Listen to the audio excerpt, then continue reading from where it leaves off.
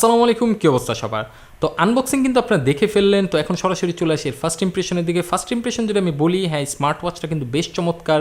GS8 ultra নামে পরিচিত এই স্মার্ট ওয়াচটি, এর বিল কোয়ালিটি যদি আমি ডান দিকে তাকাই, এটা কিন্তু অ্যাপেল যে সিরিজ 8-এর যে ক্লোন সেটার মতোই করেছে। এখানে একটা ক্রাউন হুইল আছে, মাইক্রোফোন আছে এবং পাওয়ার অন অফ বাটন আছে, সাথে দুইটা ছিদ্রির মতো যে নর্মালি থাকে ক্লোনের মধ্যে অ্যাপেল ওয়াচের, সেগুলো মানে ক্লোন না, অরিজিনালটার মধ্যে, সেটার মধ্যে এই ক্লোনটা তো তারা রাখতে চেষ্টা করেছে। উল্টা দিকে যদি আমরা তাকাই, এখানে কিন্তু স্পিকার গ্রিল আমরা দেখতে পাচ্ছি এবং এই যে কমলা রঙের যে বাটনটা, যেটা কাস্টমাইজেবল বাটন, এবং এটা বিদ্যমান রয়েছে। আর স্ট্র্যাপের কোয়ালিটি যদি আমি বলি, এটার মধ্যে সিলিকন স্ট্র্যাপ দেওয়া হয়েছে।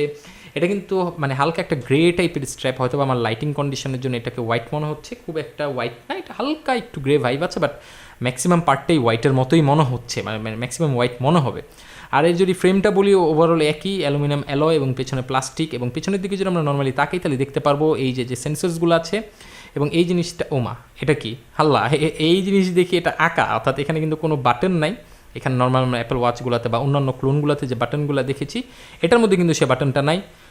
পুরোই অবাক হলাম এবং হতাশ হলাম বলতে গেলে। তো কী বলবো, আসলে প্লাস্টিক বডি, পিছনে গ্লসি প্লাস্টিক, এবং দেখতে বেশ চমৎকার লাগছে, একটা প্রিমিয়াম ভাইব আছে, এবং এখানে একটা স্টিকারের মতো লাগানো আছে। আপনারা অবশ্যই সেটা খুলে নেবেন, নাহলে কিন্তু আসলে যে মিথ্যা সেন্সরসগুলো আছে সেগুলো কিন্তু আরও কাজ করবে না, মানে সেটাও রিড করতে পারবে না।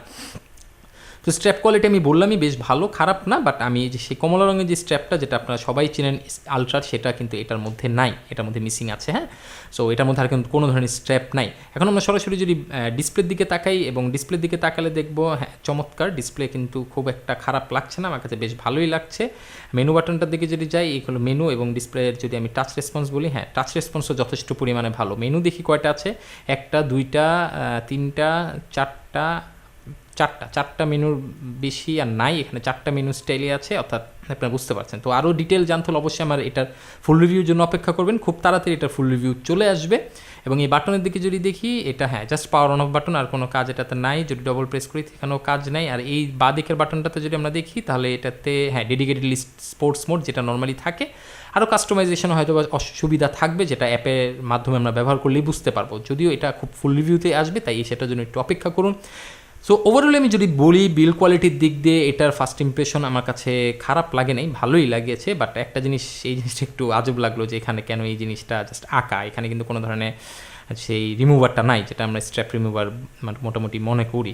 সো এখন দেখা যাক ফুল রিভিউতে যেটা কোয়ালিটি কেমন। আমার কাছে তো ওভারঅলি টাচ রেসপন্স বলেন বা ডিসপ্লে বলেন, সেটা আমার কাছে বেশ চমৎকার লেগেছে। ডিসপ্লে কোয়ালিটি যথেষ্ট পরিমাণে ভালো, শার্পনেস, কালার, ক্যামেরা কতখানি ধরা পড়ছে আমি জানি না, বাট আমার কাছে মানে রিয়েল টাইম যে আমি দেখতেছি, সেটা তো আমার বেশ ভালোই লাগতেছে।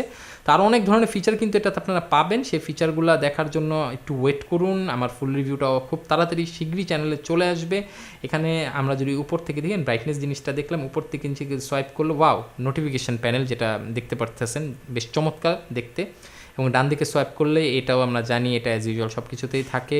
উপরের দিকে সোয়াইপ করলেন আপনারা নর্মাল SMS দেখতে পারবেন। আর এখানে অ্যাপ, যেহেতু ডেটা এখন আসে নাই, সো অ্যাপ আমরা নামাতে হবে। লোগো দেখে আমরা বুঝতে পারতেছি যে ওয়্যারফিট প্রো যেটা আছে, সেটাই হয়তো আমাদের নামাতে হবে। তো নতুনত্ব টুকটাক আছে, খুব একটা বেশি নতুন কিছু নাই, বাট তাও দেখা যাক ওভারঅল যদি আমি রিভিউটাতে আসলে এক্স্যাক্ট বোঝা যাবে। তো আজকে আমার ভিডিও এই পর্যন্ত। আমার ভিডিওটি যদি ভালো লেগে থাকে, অবশ্যই ভিডিওটিতে একটি লাইক দিন, কোনো কিছু জানা থাকলে কমেন্ট করুন।